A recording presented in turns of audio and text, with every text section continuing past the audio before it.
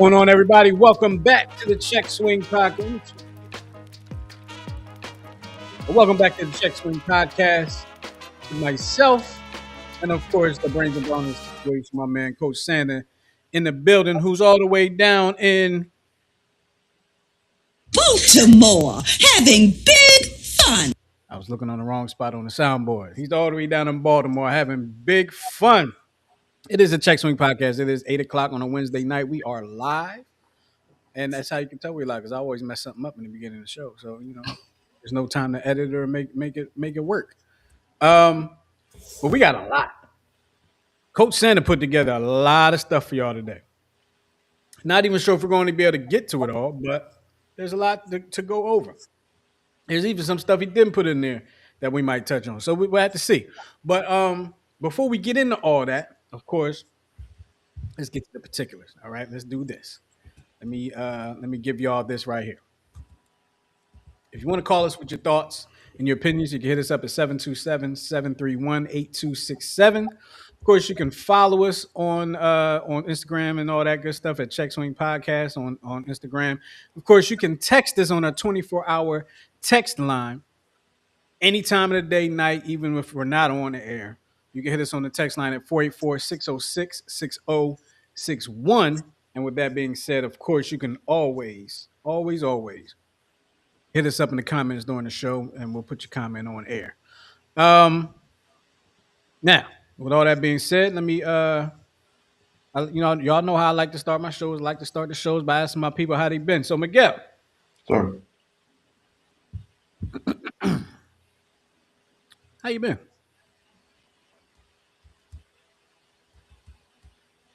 I've been good.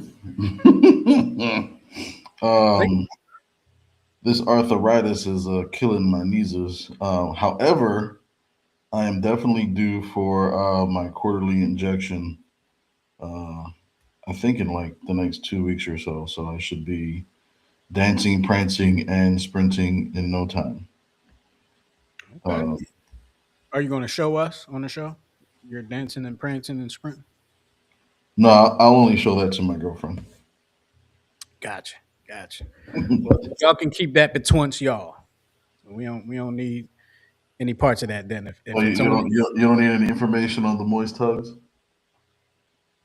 You know what? Yeah, you were supposed to give us some information on that. You don't know what he's talking about. He's referring to the 10-7 show. One of his comments on Sunday on the 10-7 show referred to a moist hug, and we were kind of baffled. We were kind of dumbfounded by what a moist hug is, but this is not that show. But we might talk about a relationship that you may have heard of. We might talk about a little bit of a relationship or maybe a lack thereof. We're not really sure. But I'm looking at Miguel's name and his tag under his name, and yeah, that arthritis. And you said the Phillies are Phillying, and I couldn't agree with you more. I could not agree with you more. Were they no runs in the last 20 innings? No runs in the last 20 innings. I think they lost 5-0, 6-0, and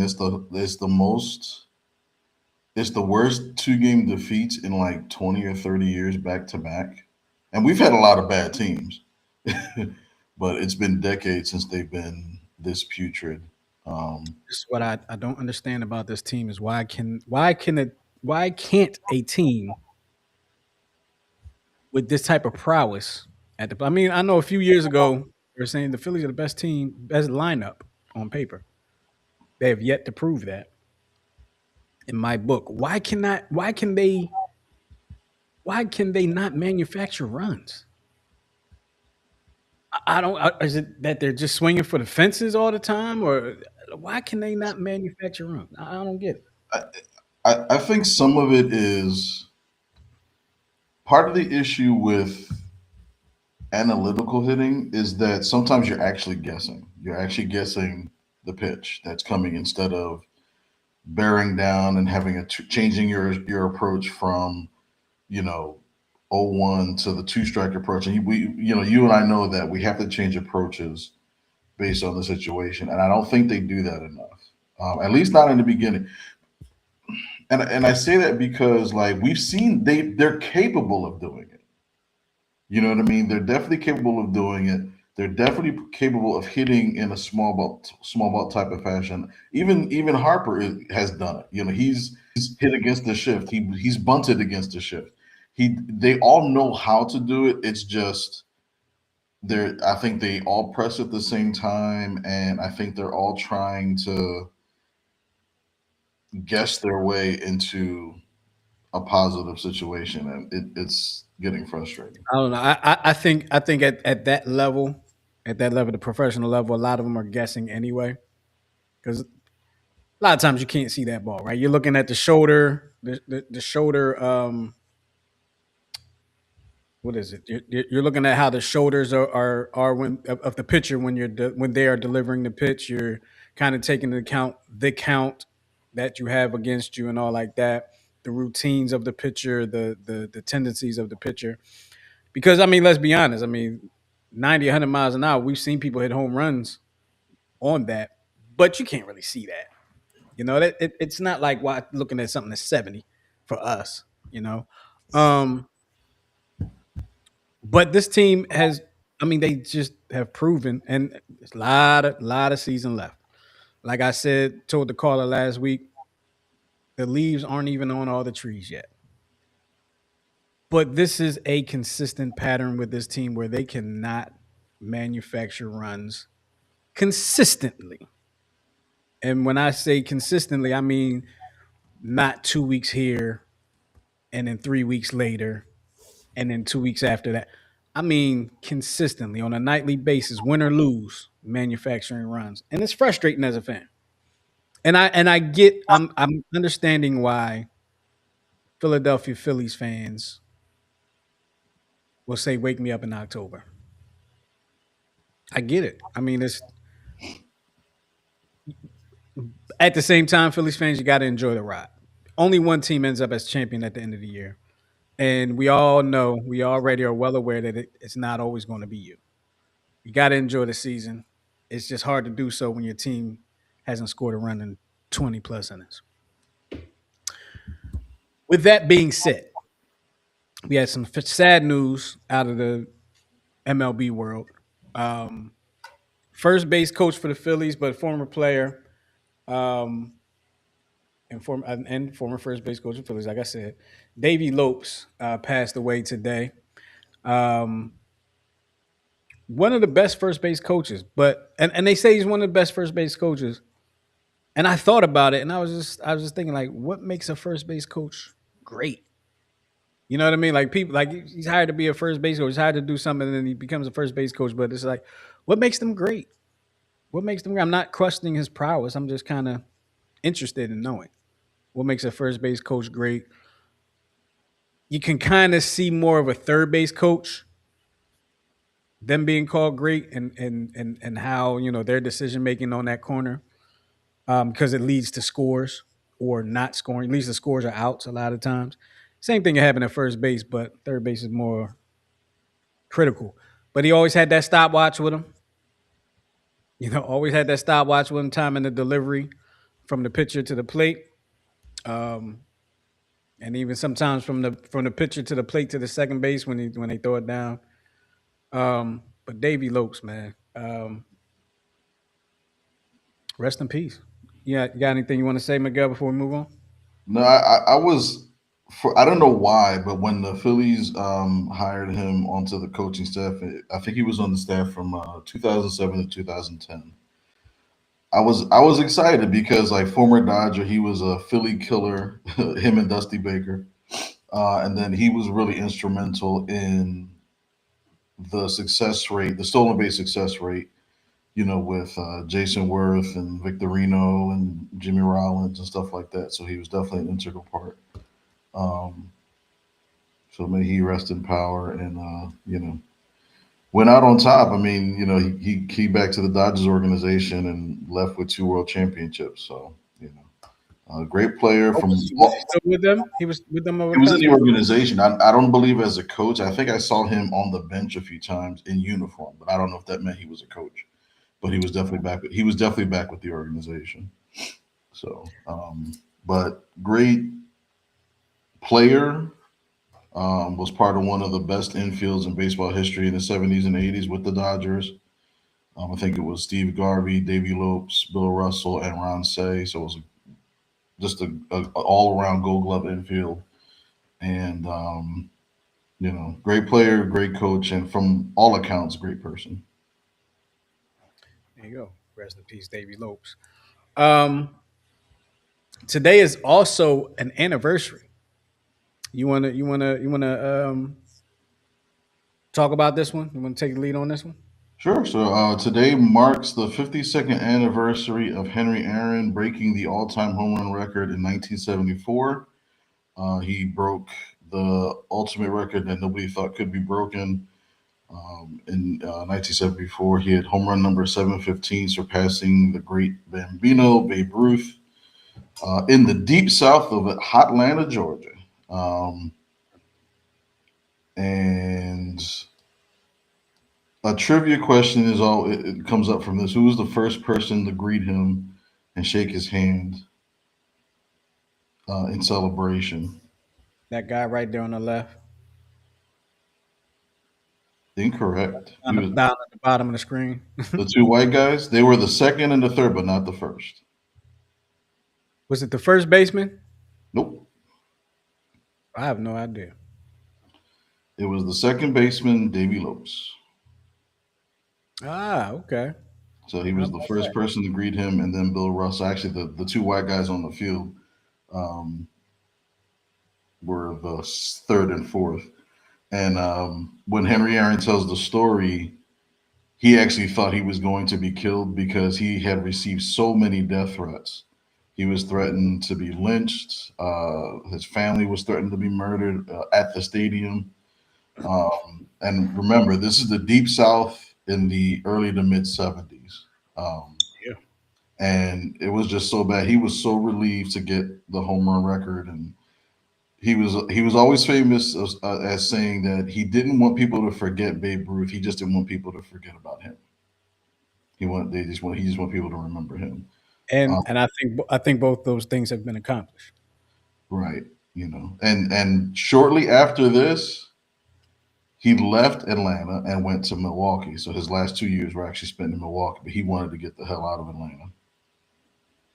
I So correct me if I'm wrong. He never really wanted to go to Atlanta, right? no, so remember, Atlanta. I mean, the Braves started in Milwaukee, Right. and then they moved to Atlanta. I want to say in like 66, 1966. And he's like, I hate it here. You know what I mean? But he was a model of consistency. Never hit over 45 home runs in a season ever, but he did it so consistently. I think he has the all-time record for walks. Um, I think he was on a disabled list once in a 20-year career. So he was just a model of consistency. Um, you know, never flamboyant. Stuff like that. So I'll tell you what, Miguel. This is actually the first time I never as many times as I've seen the clip of this home run and him running around the bases. I never knew it was against the Dodgers. mhm. Never knew that. That's the Yeah, first time I actually took notice of that. and the pitcher was a lefty named Al Downing, who was from Pennsylvania. I think he was actually from Philly, born and raised, Hmm, but I know he's from Pennsylvania. I don't remember which part, but gotcha. And rest in peace to Hank Aaron too. I mean, he died a while ago, but we're talking about him, so might as well show him some love, right? absolutely. Um, Now another thing, and another thing. Ozzie Guillen. You just talking about him before the show. Ozzie Guillen. You want to introduce this one too? So we're gonna show a video, and probably the most classiest way to do this is the way that they did this. But Isaac Guillen is, I believe he's a announcer, or he's a, I was about to say televangelist. Um, he's a sports Commentary and analyst. There you go. Commentary analyst for the White Sox and on some other, MLB Network stuff. But before a game, the Chicago White Sox, in a very classy way, made this announcement. I don't know what this is about. I have been asked to read what is in this envelope right here. Without further ado, we're going to get right to it. Okay. Can you read? If it's in English, I can read it. Okay, because I can read English, Spanish, or any language. Okay. I don't know what this is. Now. Well, we don't know what it is either. We're in suspense here. The Chicago White Sox announce today that 2005 World Series winning manager Ozzie Guillen will be honored on Saturday, August 8th. Another bobblehead? With a special ceremony retiring his number 13 uniform. No way. The shortstop, who played for 13 seasons with the White Sox, will be the 13th player in franchise history to have his number retired and first manager. Oh, that is amazing. Mr. Ozzie Guillen, your legacy will be forever etched. Oh my God. Where's my wife? He's right here. He's right here. Evis. Oh my God. Ozzie. The whole crowd here is chanting Ozzie's name. Yes.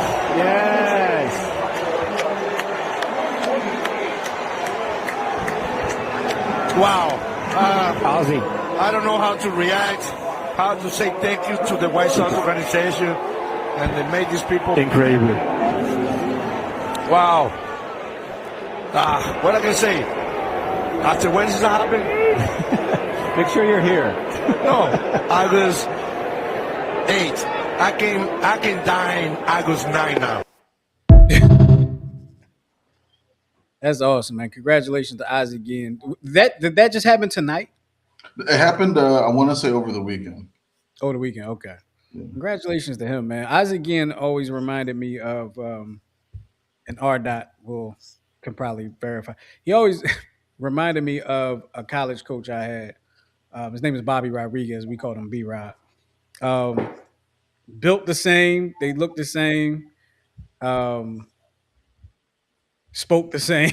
I mean, it just and I learned a lot. Learned a lot from him, and he just always reminded me of him. And really, he probably should still be the coach at Maryland Eastern Shore, but that's neither here nor there. Um, Speaking of Maryland Eastern Shore, where did I put the thing? Speaking of Maryland Eastern Shore,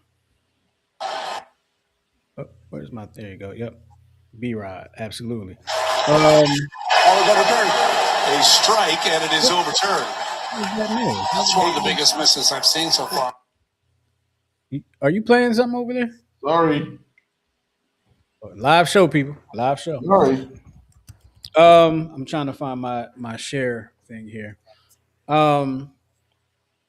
Real quick, I just want to put this out there real quick. If I can, if I may. I'm trying to get this doggone advertisement off of here. I don't like this advertisement, but it's huge and I can't do any I can't get it off. Sorry. But Sometimes I have to give a shout out it's- to the Bethune Cookman University. They upset LSU, number 24 LSU 10-7. And 10-7. How about that? Yeah. And the only reason I'm actually like kind of saying this is because Bethune Cookman used to be in the MEAC conference, which was the conference that I used to compete when I was with the University of Maryland Eastern Shore, and they dominated the conference at the time. Um,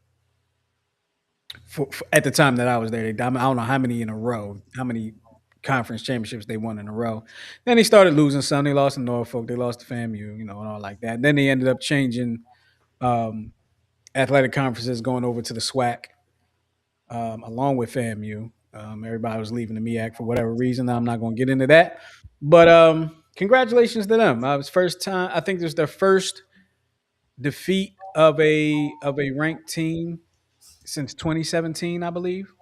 So it's Mm. been almost 10 years.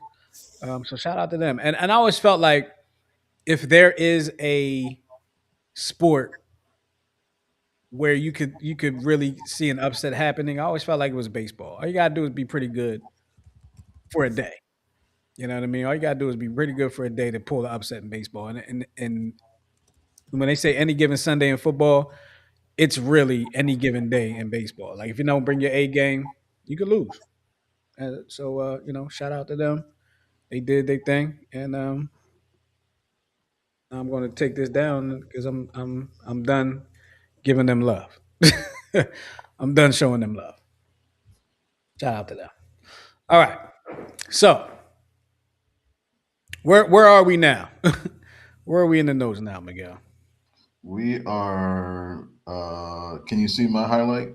I absolutely can. Jeffrey Lurie explains the exploratory process for the next Eagles stadium.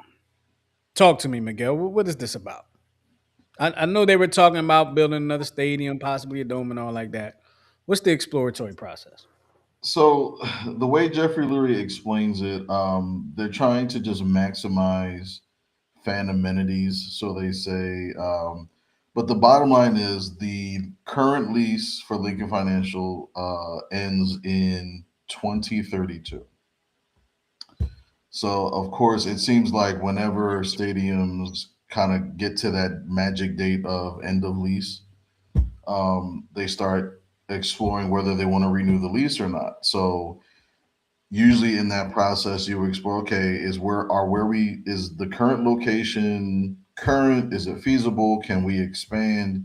Do we need more money from the city or the state? Do we need to purchase more property? What all that stuff. Um, but he pretty much said it is a long process, and they're researching possibilities of either expansion or you know he didn't say relocation. He didn't use the term relocation, but he just pretty much said maximizing the fan experience. There was And by another relocation, you're not referring to moving not to a new being city. You're referring to just having the stadium in a different place. right. And I remember, I think there was a story that we had briefly talked about where somebody had brought up the idea of the old Franklin Mills or the Philadelphia Mills, whatever the Mhm. believe they call it now, um, being an ideal site because of its size, and you already have the parking, you already have the transportation, so it kind of being an ideal site. And the trend is most stadiums being built are kind of being built in away from the outskirts of the city. Like San Francisco, the 49ers built really in Santa Clara. The Atlanta Braves are in a suburb of Cobbs County, Georgia, which is literally like maybe 10 miles outside of Atlanta. So, but FedEx Field, if that's still what it's called in DC, is in Landover. right. But so, like, even with that, they're actually going back to their original stadium, Right. and that's being rebuilt. That's going to be the Trump Dome or the Trump Head Dome, whatever the sex assault. But the other interesting thing is the possibility of Philadelphia becoming a host site for future Super Bowls.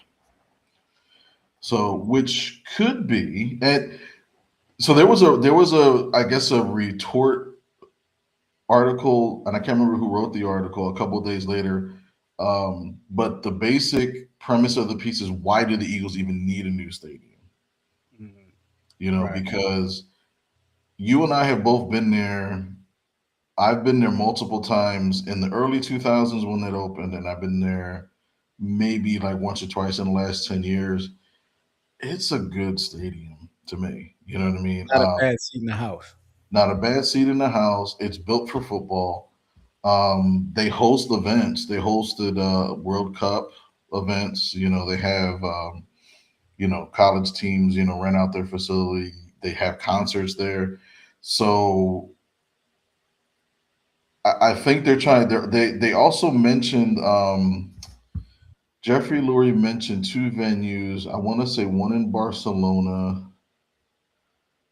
and one there were two stadiums he was referring to outside of this hemisphere where they've been able to um, I think there's one venue where they actually have a retractable dome, but the tiles like fold in and then they expand out almost like a shower curtain and they come back in. It looks really cool. Yeah. But something like that. But ideally he doesn't want to leave any stone unturned. He's looking at the stadiums in Nashville, Buffalo, and the new in Cleveland, and kind of taking bits and pieces from them. It's Barcelona and Madrid, Oh, the Real Madrid Stadium. the Real Madrid stadium, right? So those are the stadiums that he was looking at. Because and plus the stadium, I mean, it came out what 2003 is when the link opened. So we're only talking about 24 years, and usually the average lifespan of a stadium is about 30, 40 years. But with house like Camden Yards was built in 92 and they just renewed the lease for 30 years. So they're modernizing it to, some people, are, you know, not too keen on the updates because it takes away some of the old things and Don't mess with people's nostalgia. yeah, I think that's what it is ultimately. But I do agree with, if some things need to be updated, you just need to update it. You know what I mean? But One thing. Camden, good. No, no, go ahead. Finish your statement. No, but Camden Yards is one of those, like, it has a feel to it. And I think, like, I've been to Camden Yards and I've been to the Nationals Park. And although Nationals Park has all the latest amenities and it's new and it's right by the metro, I don't like it. It's like, it feels too artificial to me. Whereas Camden Yards, it feels more real, if that makes sense. I don't know if it's the brick Oh, facade. what feels artificial to you? I thought you were talking about Camden. What feels artificial to you? The Nationals Park, National. Okay, that's right Washington off the Nationals highway, in right DC. next to the highway. Well, yeah, and you can, and it's convenient because I can drive down to New Carrollton train station, take the metro straight in. I can't remember the stop, but you basically walk up and to the left, you're in left field, and then you just walk into the entrance, and you're in the stadium. So it's very convenient. And Camden Yards is convenient too because I do the parking ride, the light rail, and it has its own, light rail stop. But right now they with the new lease they purchased the property around Camden Yards, and I think they rezoned it. So they're starting to add, of course, the FanDuel type areas. They're doing it really big at M&T Stadium for the Ravens. I Um, feel like I feel like the if the Eagles get approved to build a new stadium, it'll probably be a dome. I think they want it to be a. I think ownership wants it to be a dome because I think that they want to host Super Bowls, other concerts, Final Fours, because Final Fours are played in football stadiums now. yeah, Um, WrestleManias, which the link hosted a WrestleMania a couple years. It was last year. It was last year, a couple years ago. yeah, last year, the year before, and now WrestleMania is a 3-day event, isn't it? I don't. I know it's at least two. I know it's at least two. I'm not sure if it's three now, but I know it's at least two. Um, I mean, you could be right.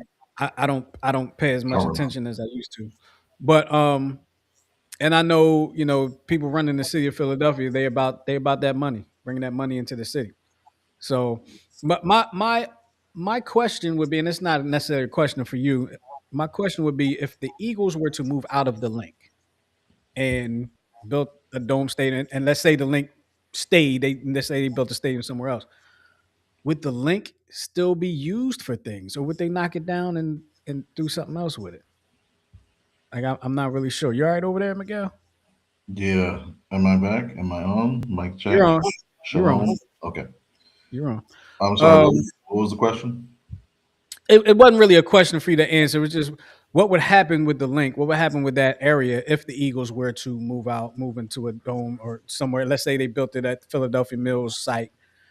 What would happen with the link? I mean, high school football games, college football games, for sure. College football games.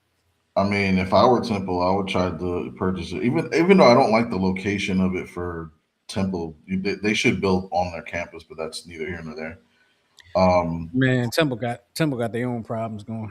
Yeah, on. so I've heard.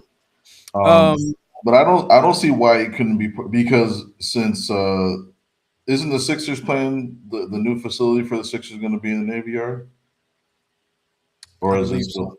I believe So so. my thing, like, why not rezone it? I don't know, as part of the Navy Yard, and make it into a big to do or whatever. Or you Yeah, could scale it down and make it a smaller concert venue, but you could do that, or build it. I guess it's called the dome. That like they have in Las Vegas. The Sphere. That's what they call the it, the Sphere. sphere. Yeah. So how Yeah. about this? Breaking news from R. Dot: the Indianapolis Clowns have just signed Monet Davis. I didn't know. I didn't know those teams like sign people. I mean, they're the newest banana ball team. Mhm. Or are they the newest banana ball team? But they are part of the banana ball league, and it's an Mhm. homage to the Negro League team. Um, but isn't Monet Davis supposed to be playing in the women's league this year?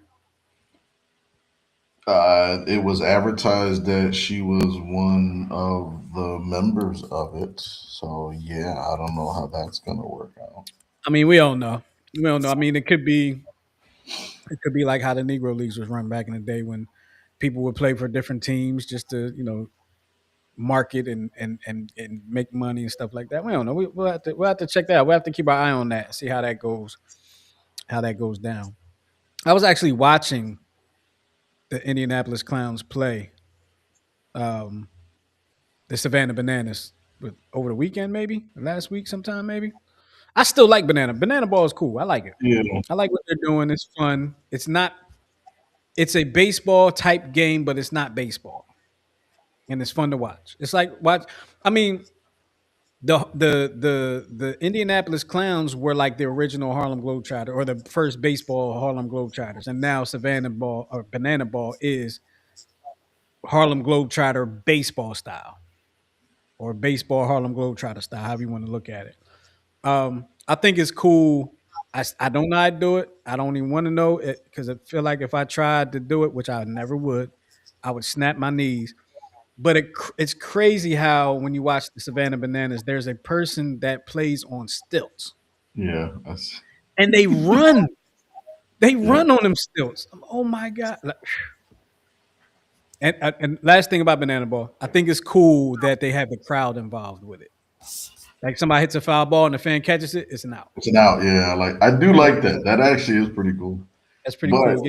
Make you a part of the game but dude, do you see how much money this thing is making? Everywhere they go, they're sold out for the everywhere. multiple sold Yeah. out every single game. They were in Philly last year. I thought about going, but I didn't. I don't remember why I decided like I wasn't even going to try it anymore. But it maybe one day. I, I'm not. I I'm not. I'm not pressed, but maybe one day. I got to admit, my favorite part of it is when, and I can't remember what the scenario is, but sometimes the umpire and the player have to do a dance off. It's just funny to me seeing an umpire in umpire's gear with the home plate umpire with the mask and everything, like doing dancing to drop it like it's hot, and it's just like what is going on here? So let's stick with the Eagles, right? Let's stick with the Eagles here, and let's talk about Saquon. Saquon getting up there in running back years, getting up there. I hate that. He's Um, 29. 29 years old, which is I hate to say it's old for a running back I hate that. nowadays. Yeah, I Nowadays, hate that. um, people say last year he took a step back. I don't necessarily believe he took a step back last year. I believe that the offensive line took a step back last year because, good lord, as soon as Saquon was getting the ball in the backfield, there was somebody right there waiting for to tackle him Right. almost every time. And anybody that knows sports, like that's sports 101. When you see that, like somebody blew an assignment or somebody is slow, and again, when you don't re-sign Mekhi Becton as one of your surprise Pro Bowl esque guards, and you let him go, and you replace him with somebody that's half of that, you know what I mean? It's hard to scheme against, you know. And Mekhi Becton had since was released from the Chargers too, Yeah, I don't know if it would work though since we lost our since Stoutland's gone. since that one's gone, but. Yeah, I mean, the Eagles are going to have the Eagles are probably going to look very different this year. Um, and you have here that in Eagles history, 13 running backs have rushed for at least 1,200 yards, and the oldest was Brian Westbrook, who was 28 when he ran for 1333 in 2007. So what you're saying is there's a chance.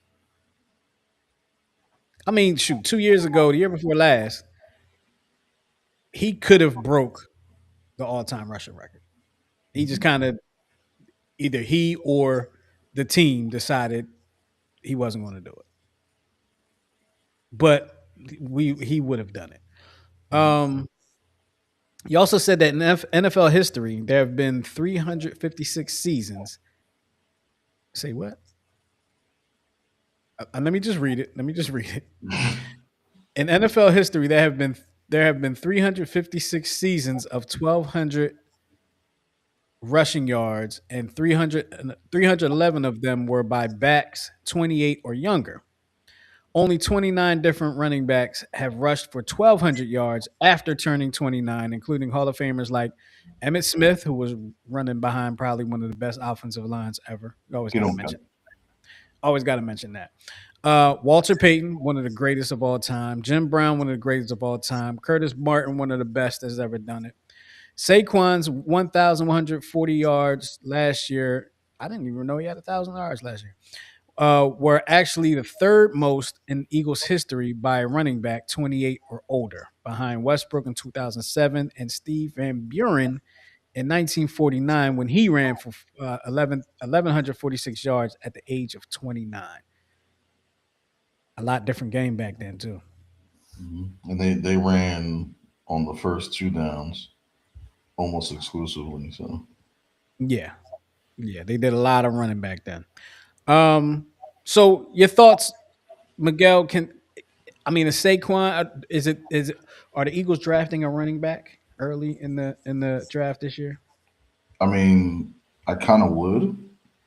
I don't see why they would not. It just makes sense. Um, You don't think Bigsby is the heir apparent? I mean, we're definitely we got to see more of them, and I don't think we saw enough of them last year. I liked what I saw in the limited spots he was in. Um, but Mhm. I definitely think he's your big back. Gives you the hard yards. Big back.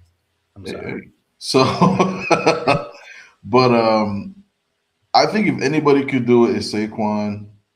Um, I was just hoping that like because of how, and I hate to say how soft the league has gotten, but you know they don't take the same. When I look at the names of like Walter Payton and Jim Brown and even Curtis Martin, like they don't take the same hits that current running backs do. I don't think, you know what I mean. So I'm hoping for at least another like maybe 2 years from Saquon to be at this level before he kind of really starts to lose a step. Let's But not forget that he took a lot of hits as a Giant because their offensive line was never really good while he was there. which is true. But then you have the running back here in Baltimore, Derrick Henry, who minus the occasional unusual fumble, um, is kind of matching that status. You know what I Why mean? does it feel like Derrick Henry's like 36 years old? Because he looks like he's 36 years old. I mean, he's just running over people except for Cooper DeJean, left and right. Cooper DeJean wasn't having it. He wasn't having it. I hope for Eagles' sake that Saquon can, as you said, give us another couple years. It's probably time to look for that running back, but of course, it's hard to find that franchise running back later on in the draft. Like a lot of times they come early in the draft, and Eagles won't be drafting early in the draft outside of a trade for a long time, probably. And I don't even know what running backs are coming through the pipeline coming out of college in the next few years that could fill that void. Eagles. When you think about it, Eagles really Brian Westbrook, Deuce Staley, maybe.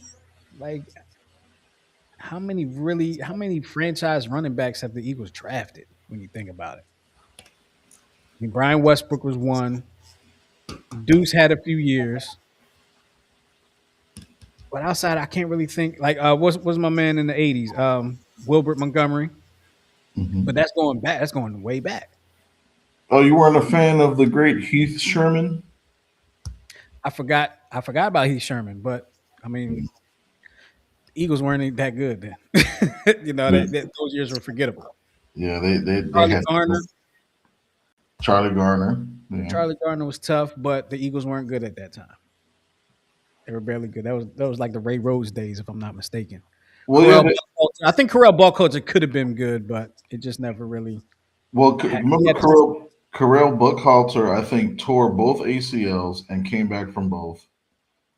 I And think spent tore the and rest of his Achilles. time Like he tore everything and came back. And I think the one full season he had, I think he rushed for like 600 or 700 yards, and it was promising. And then he got hurt again. So it was like, Jesus. yeah, it was tough. It was tough. So yeah, the Eagles. What's the word I'm looking for? They're I can't think of the word, but they're just not famous for drafting the best running back. They're really almost never in a position to get the best running back. I mean, remember they drafted Ryan Moats. Damn. That. And everybody liked Ryan Moats for some reason. Like they just it was like a weird thing that it was like the underdog thing. They just liked him because he was the underdog, but it just never really panned out. Um, Touche. they don't do the greatest job of drafting wide receivers either. Well, they do a hell of a job of getting him in free agency or trading for him. Yeah, yeah. Shout The, out the house. the one thing I will say, they've drafted well in the secondary. The defensive line the last couple years, the last Yes, decade, I'd say they've drafted really well. and Um, offensive line they've drafted really well. and I'm gonna say that when they give a damn about the linebacker position, they draft well. I think there was I think throughout the entire Andy Reid era, towards the end of it, they didn't give a damn about linebackers. And henceforth, once you did give a damn about linebackers, now we're in the Super Bowl and we're winning Super Bowl. So it's like, Well, I felt like the you said the entire Andy Reid era. I thought we had some pretty good linebackers during that era. I mean, other than We Jeremiah, had Jeremiah Trotter, who was okay, went away, came back, and really found himself. right? Ike Reese was a hell of a backup. That was a starter on a lot of other teams. Never really great, but he was formidable. I'm Right. trying to think of some of the other. Now I'm blanking on some of the other linebackers we had Well, during Trent, that time. Trent Cole started as a linebacker, but then he wound up going to end. Yeah, Um, Stuart Bradley wasn't much. no, Uh, wasn't Mike Mamula a linebacker? Mike Mamula was a lot of things. I'm gonna leave it at that. Let's leave it alone.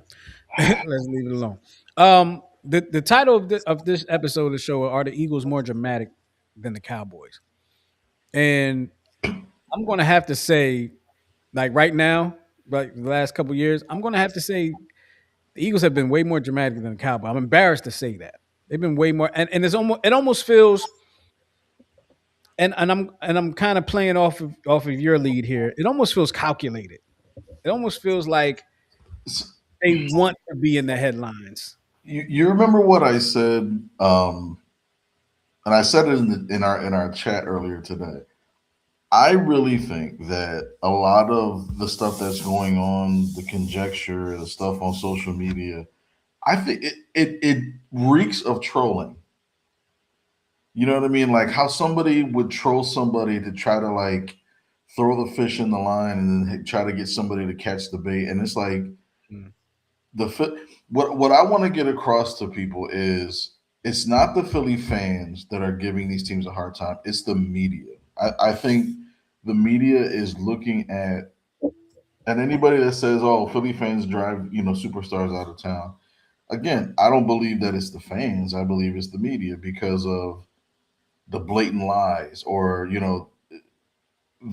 everybody that comes up with something like Jalen Hurts sleeping with some AJ Brown's girl whatever, and they say a source tells me, and it's like they're hiding behind sources that in most cases probably don't exist, and most of these stories go away after a while. So Here's let me push allow me to push back a little bit because I really want you to be right about this. Um, but I don't think you are. I want you to be right, but I don't think you are because if AJ is trolling, if guys are trolling, and if these things are lies, they have an opportunity to refute these things, and it never happens. but again, if you're trolling, Never happens. It never happens. why would you refute it? It keeps everything going. Okay, so let me give you an example of something that happened recently, and you might be aware of it. I don't know. I know you're in Baltimore. You're in Baltimore, having big fun. Eagles owner Jeffrey Lurie was being interviewed. It was a press conference, something um, last week, and the question came up about Jalen's contract. I saw Okay, that story. I read that story. and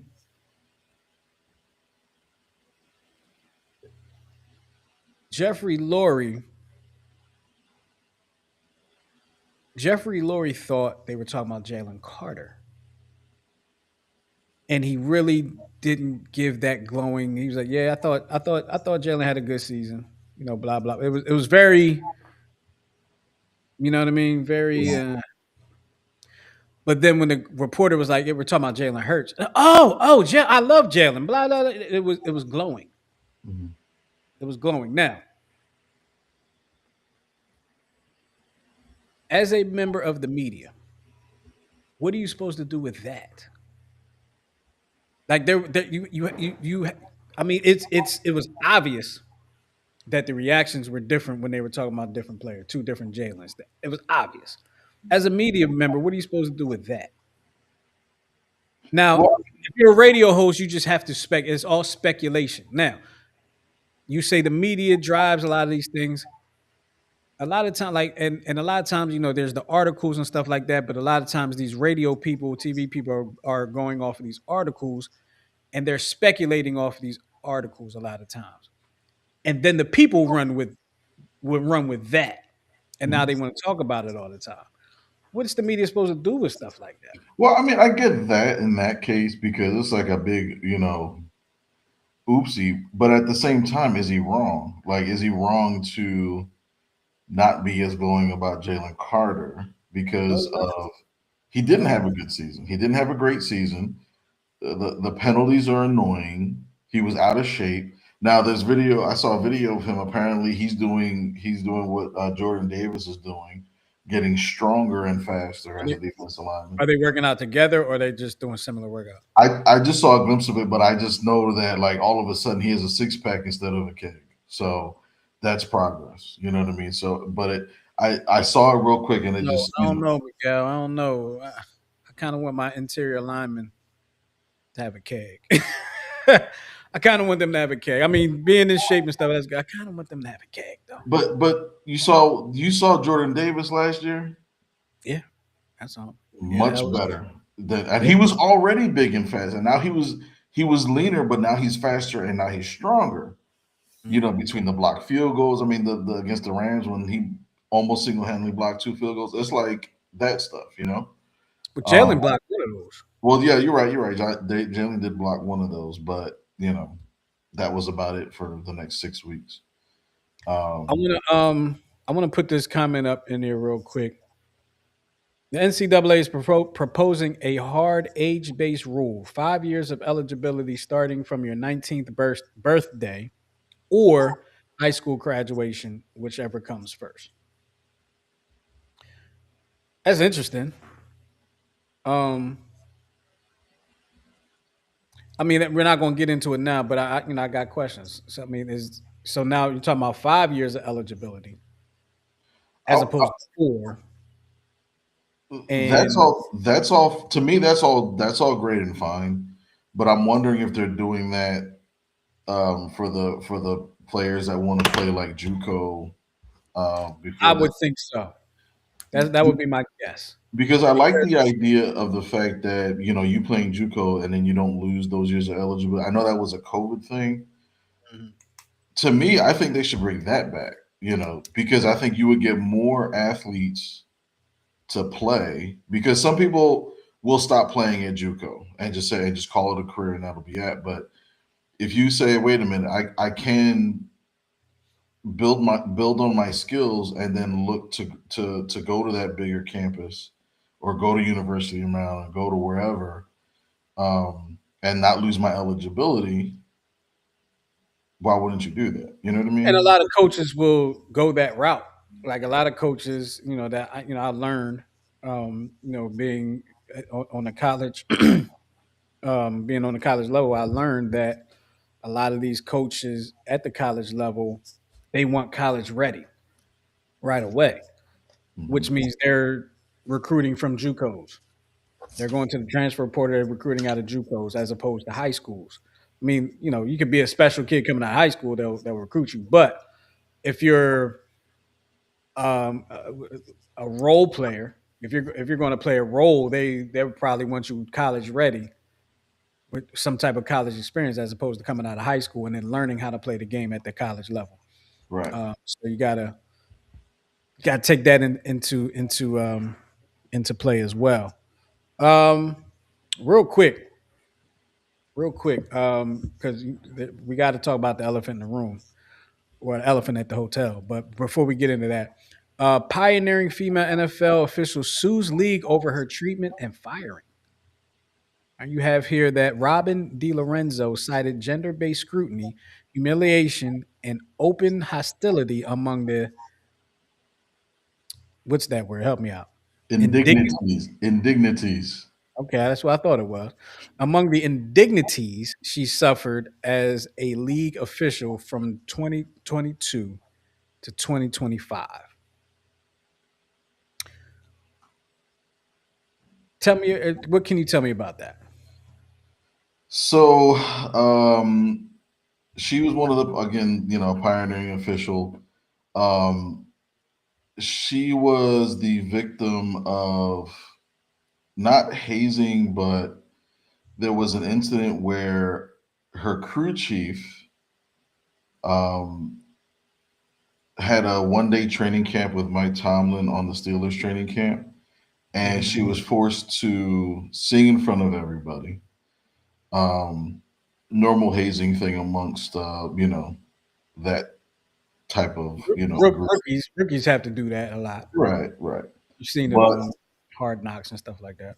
right, but in the following week, she reported that she was shamed, harassed, and subject to profanity-laced trash talking by her crew chief, a man who had on multiple occasions been recently accused of mistreating another female employee. Um, and then there were alleged training opportunities that were over her union's objection that catered to lower level college officials learning the trade, something no male official had ever been required to do. Um, so she felt like it was a male power play that served its purpose of humiliating her. shattering her confidence and pretty much signaling the end of her career. So, you know, I think we'll hear more about the specifics. That particular hazing thing, as long as it's not like, what fraternities and sororities have been up to lately. Not necessarily bad, but if there's verbal abuse going on and it caused her to, suffer some emotional trauma, then, something to be investigated. So, I would be interested in knowing why she was fired. Like what led to her firing? yeah, Doesn't I say that think, she left because of the treatment. She says she got fired. I'll be interested to hear more about that as right. the story grows. Excuse me. All right, so it comes out today, maybe overnight, last night. I heard about it this morning. Um, and I kind of got to talk about it, but I kind of feel weird talking about it. To be honest with you, I mean, it's all right. Let's just dive in. New England Patriots coach Mike Vrabel was seen photographed with a reporter from the Athletic, uh, Diana Rossini, in what would seem to be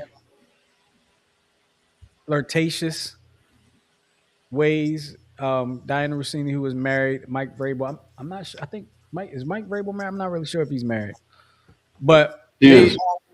he is married. Mhm. Okay, They both are. so I'm just gonna read what you have here because I know what I've been hearing about all day, but I'm gonna just read what you have here. Photos published by Page Six showed the coach and a journalist holding hands and hugging at a Sedona resort. These photos show a completely innocent interaction, and any suggestion otherwise is laughable, Vrabel told the Post. This doesn't deserve any further response. Okay, great. Rossini has also responded the photos don't represent the group of six people who were hanging out during the day. Like most journalists in the NFL, reporters interact with sources away from stadiums and other venues. These photos are misleading these photos are misleading and lack essential context. Stephen Ginsburg, executive editor of The Athletic, said these were public interactions in front of many people. Diana is a premier journalist covering the NFL, and we're proud to have her at The Athletic. Now, the reason, I forgot about that, Ardot. Thank you. Actually, thank you very much. I forgot about that. I do want to bring that up too. Um, the reason I I want to talk about it is because if I'm not mistaken, she's like an Eagles insider. Mhm. Her husband is an Eagles fan, big time Eagles fan. There's all this talk about AJ Brown being traded to the Patriots from the Eagles. Um, to me, and I'm very biased, extremely biased. To me, there's some tampering going on here. There's some tampering going on by the New England Patriots. You already know I have a dislike for the Patriots because they ruined my first ever Eagles Super Bowl. Even though we got them back, yes, we did. I don't really know what to make. I didn't see the pictures. I didn't even try to find the pictures, to be honest with you. I didn't care that You much to see them. serious? Yeah, I haven't seen them. I really because here's the thing. You can see them by accident, bro. I've been working all day. It's been a long Oh, day. it's no excuse. Um, the thing is, like, there's such a double standard, right? There's such a double standard in the world, and when Jay Glazer had football coaches at his house, they were doing MMA, having drinks and stuff like that. Nobody really gives it a second look. But once it's a woman and a man, it's automatically, oh, what's going on here? Oh, they probably sleeping together. Oh, this, that, and the third. When you have sources, You have sources, and you and I'm not making any suggestion that Rossini is doing anything nefarious. What I'm saying is you meet your sources, you talk to your sources, you're friendly with your sources because you need them to continue to be your sources. And like I said earlier, Jay Glazer had coaches over his house. If you saw Jay Glazer and Mike Vrabel sitting next to each other having a drink at the bar, you wouldn't think nothing of it. That was probably Jay Glazer doing his job. But if you see Mina Kimes and Nick Sirianni sitting next to each other at a bar having a drink, a lot of people automatically are going to think, "Oh, what's going on there? What's going on there?" And I think I personally, I think it's unfair. Like I said, I don't know what's going on between them. They've denied any claims. Got to take it at face value. But I just think it's unfair that she gets these accusations in a sense. Now, well, here's what I will say. Let me play my own devil's advocate. Let me play my own Talk devil's about advocate. wanting control, Jesus. There was an incident in 20 teens. I forgot what year it was. It was before the Washington football team was called when they were still called the Washington Redskins. Where was it one of the coach's wives or one of the one or something accused her of some nefarious things as she was like an insider for that team or she was covering the team or something like that. And then the wife later on, I think took it back. Sometimes sometimes where there's smoke, there's fire. Right? If you've done something one time and then you get accused of doing it again, maybe your approach needs to be different if you're not doing what they're saying you're doing. Right? If you're accused of stealing money somewhere and then you go somewhere else and money's missing, sometimes you got to change your approach. That was my Miguel, your, first. your thoughts on this? That was my first boss at the job that you have now. Um, she was the sister of Satan. I'm sorry. So His sister of Satan. yeah, they hung out on the weekends. So I think that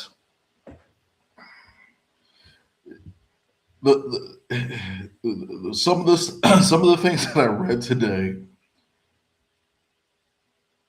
it was completely out of left field. There was one person that actually commented and said, "This is all Jalen Hurts' fault. His team is trying to discredit AJ Brown and lower his trade value." And da da da da. I was like, man, this dude can't win for losing. Like he can't. He cannot. He gets blamed for everything. He Yeah, gets blamed for everything but winning the Super Bowl.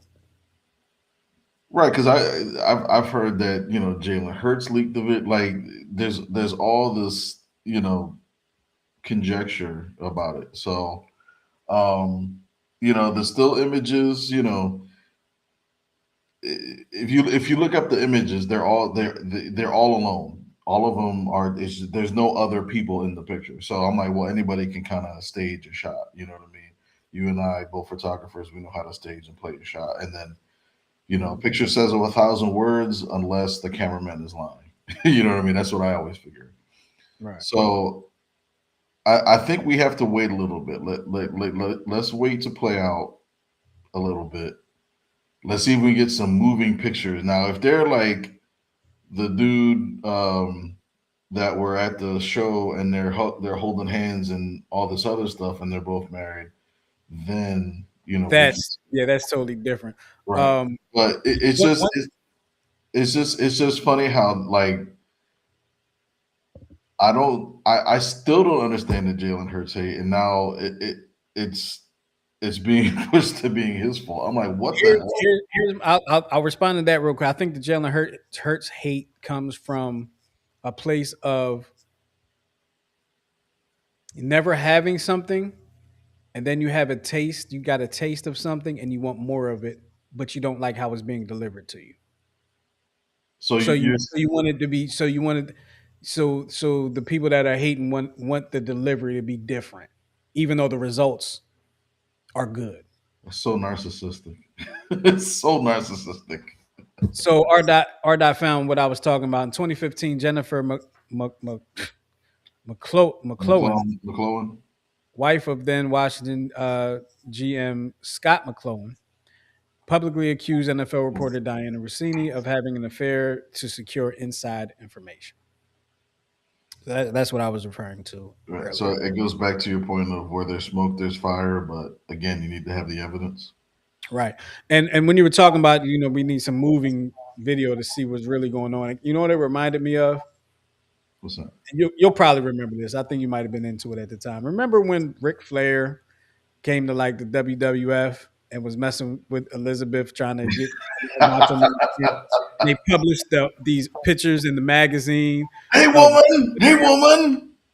Ric Flair and Miss Elizabeth together, but they were really pictures of like Macho Man, but they just kind of They swapped it out. blurred them Whatever. out. Yeah, It just kind of reminded me of that. that was a Real great quick sequence. mention: one of my favorite radio hosts was arrested for allegedly, and he was allegedly charged with assault. He's charged with assault allegedly for slapping his fiance. First of all, he's 70. What is he doing with a fiance? He's 70. He's He's not 70 years 70. old. He's 70 years Is he old. really? He's 70 years old. Wow, I did And not look at know. his mugshot. He looks well. I mean, he's looked old for quite a few years, but I mean, nobody ever looks young in their mugshot. yeah. Nobody ever looks young in their mugshot. But but yeah, He's 70? he's 70. Michael Snelly is 70. Wow. Mm. I remember when he first was fired from WIP. Then he assault Producer or his something like producer. that. Yeah, I think Something like that. him and Eskin were going at it, and then I think in between commercial breaks, he like swung at the producer. So I know there was something between him and Tyrone too. yeah, I And read Tyrone, about that. Yeah, there was something, and I was actually, and the show was on TV at the time, and I was actually watching it, and whatever happened during a commercial break, Mhm. and then when they came back, you could see Tyrone like, yeah, yeah, yeah. And it was just like, what just happened? And then like Miss Nelly kind of apologized because he was wrong. I think he was saying, but whatever. Doesn't matter. Give me Miss Nelly's job that he used to have because on the people y'all got on there now, I don't listen. Um, I know we got to keep on moving. Kirk Cousins, greatest thief of all time. What you got there? What's that about? if you play the slide, it's kind of self-explanatory All right, let's see. because Kirk Cousins just signed with the Raiders, right? This man is the greatest thief of all time. Look how much money What? this man is making for one freaking playoff win. Now, granted, okay, Oh, 5 years. Okay, 5 years. 5 years, and there's no guarantee he may get cut after a year or two, or actually, no, it's two, I think it's 2 years or 3 years within the contract. Why is this man making this much money for one playoff win? I don't get it. Cash, your boy just answered the question about are the Eagles more dramatic than the Cowboys. He said no, they're just more winners than Cowboys. I would agree with that. I would agree with that too. Very, very well At least stated. over the last 30 years. Got him. I would say that.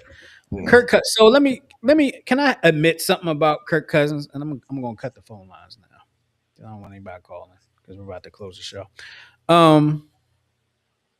I thought Kirk Cousins was gonna be a big deal coming out of college. And I really for him, I didn't like the fact that he was drafted by Washington at the same year as RG3 was drafted by Washington. Because you just knew like that just wasn't going to be beneficial. It seemed for either one, and it seemed like in RG3's rookie year that he was going to be a star. Got hurt. We all know the story. But Kirk Cousins coming out of Michigan State, he was a hell of a quarterback at Michigan State.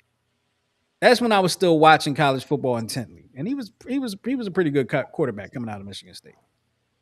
I thought he was going to be something, but well, hell, he's making a lot of doggone money. I'm not even going to try to add all that up right now. He's made a nice piece of change over his career. How about that? A nice piece of change. He's going to make 172,000. See, I can't even fathom that kind of money.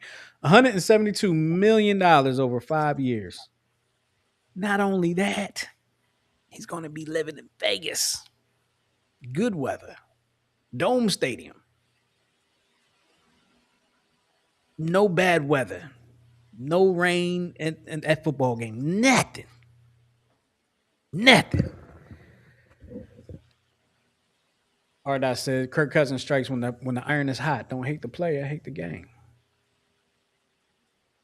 It seems like Except, the iron is always hot for Kirk Cousins. Like I don't get. except except in the playoffs. Now is he going to be the backup there? He's not getting paid $172 million to be a backup. Who the hell knows? Yeah, you're right. You're right. Who the hell knows? You really never know. Congratulations to Rob Thompson, fastest to 350 franchise wins. Fastest in the Phillies history. ABS system challenge wrinkle. What's that about?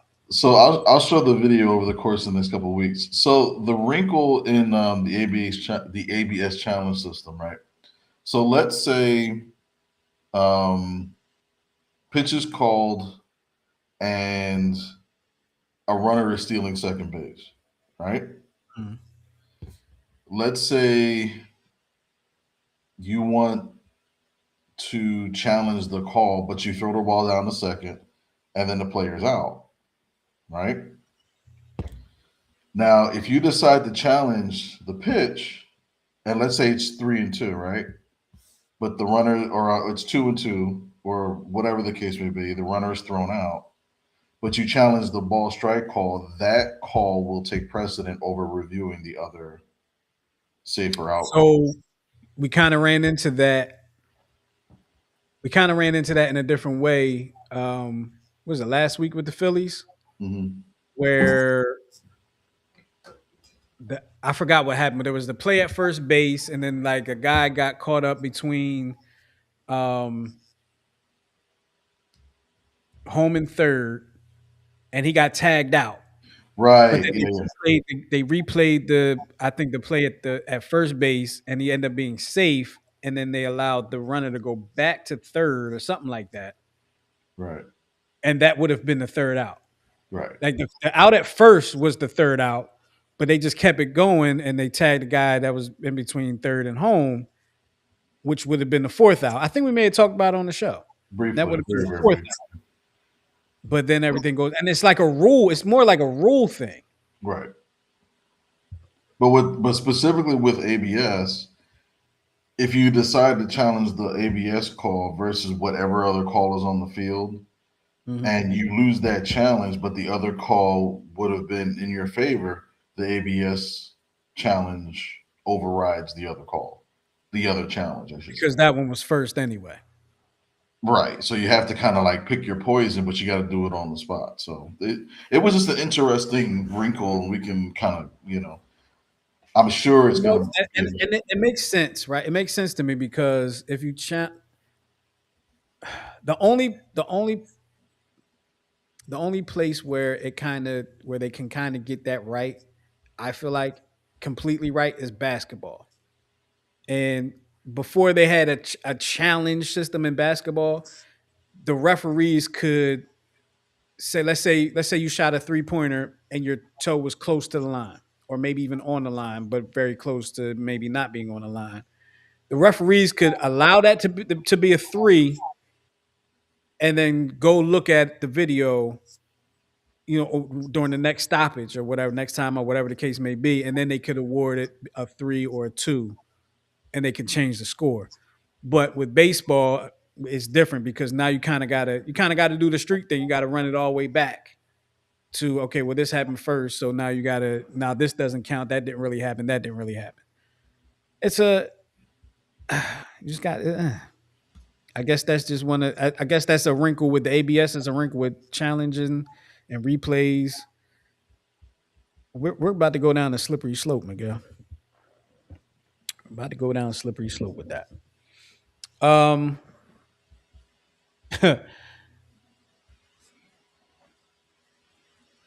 Losing connection again. Here we go. There we go. Am I back? You You are got me. back. You are back. Okay. Um, real quick, Dawn Staley, the Gino Uriema Dawn Staley altercation at the end of the show, at the end of the semifinal game. I'm gonna just put it out there, like Gino went out like a sucker. Gino went out like a straight sucker. He couldn't handle. I mean, so one of the first things that he blamed it on was she didn't come out and shake hands at half court before the game started, which he says it's protocol. Okay, well, if it's protocol, then I guess she broke some type of rule and will have some type of punishment, right? If it's protocol. But we have seen video that she went over and shook hands with the whole staff of UConn. I have seen a photo of him waiting at half court for her to shake hands, and I guess she never came and did that. And that Gino Auriemma, Coach Auriemma, you were not mad about that the entire game. You were not. You were not mad about a handshake the entire game to the point that you blew up on the sideline after the game. You were not. You tried it. You were not mad about that. Then he said, "Yeah, the fouls weren't getting called. My player had her jersey ripped and nobody called anything."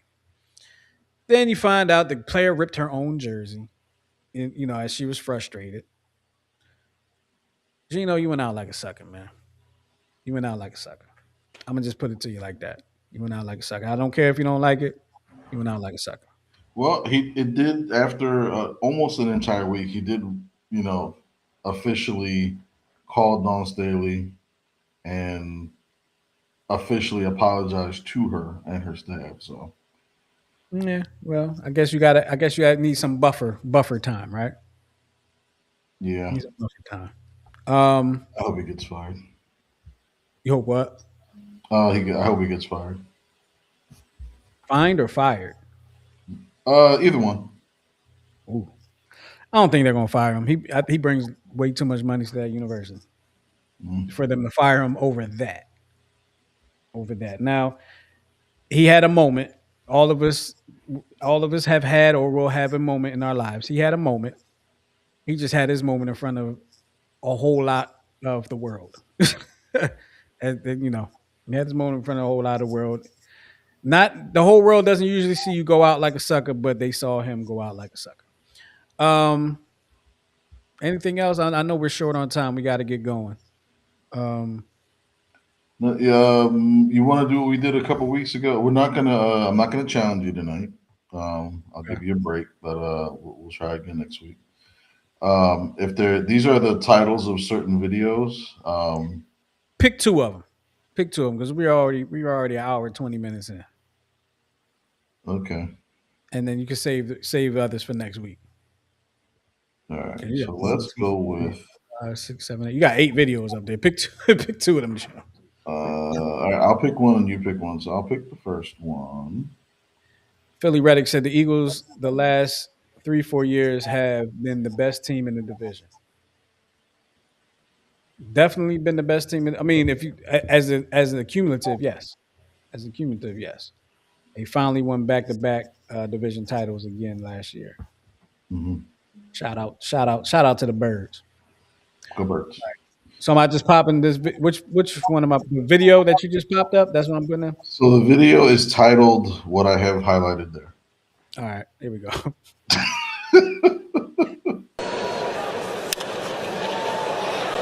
Fly ball down the right side, and it'll twist off foul. Everybody okay down there?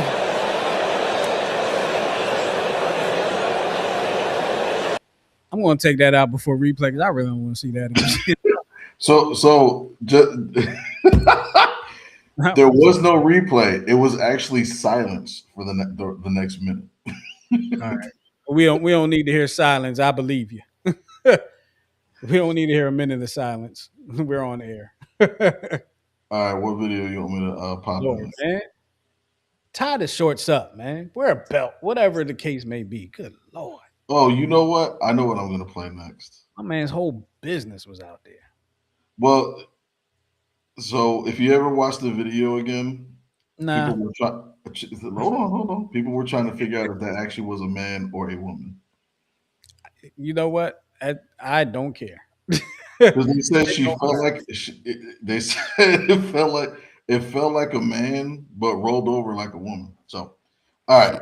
So pH balance for a man. No, strong enough for a man, but pH balance for a woman. commercial. All right. So I'm sorry. this video holds a special dear and near place in my heart, and you will see why. It'll bring back memories. 0-1 pitch. Hit in the air to right center field. It's going to hang up, and it is off the head of the center fielder. That's going to be a ground rule double. Oh, double. No, it's a home run. It's a home run for Tene Vijas. Oh, my. It hit the head of the center fielder and bounced so far, it went over the wall in right center field. And the umpire, I thought he was going to call it a ground rule double. He indicates home run. Wow. What a change of events. Let's take another look at this. Center fielder coming over. He was calling out the right fielder, had his hand up trying to find the ball in the sun. Oh, it went right off his forehead. Oh, my. Jake Shields is going to. Yeah, that can. Hey, Jose Canseco, man, that was the first person I saw that happened to. But that was a whole heck of a lot closer to the wall with Jose Canseco. That bad boy had to bounce off his head and travel a bit to go over the wall on that one just now.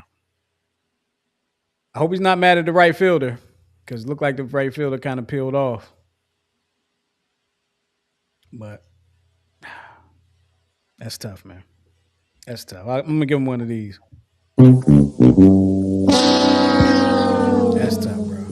Oh, you're not gonna give him. And it happened in this day and age where it can live on forever on the internet. That's tough, man. Miguel, you got any last words before we get out of here?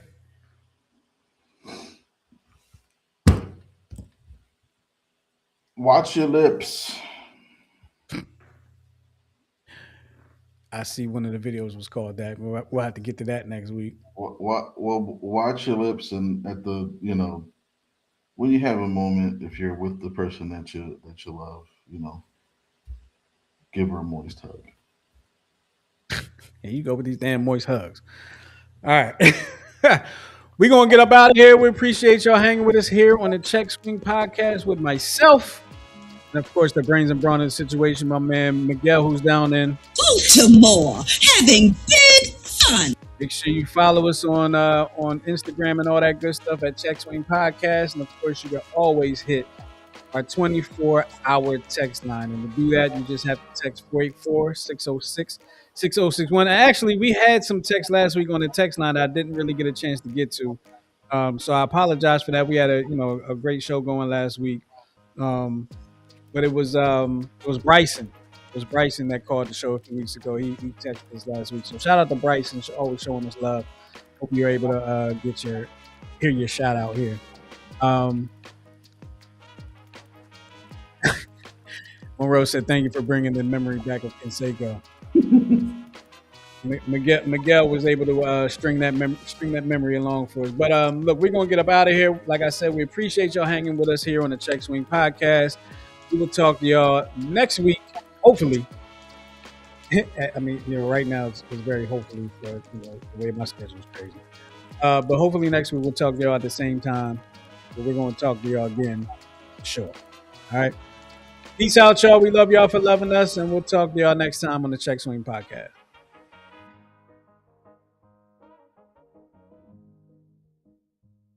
Until we meet again.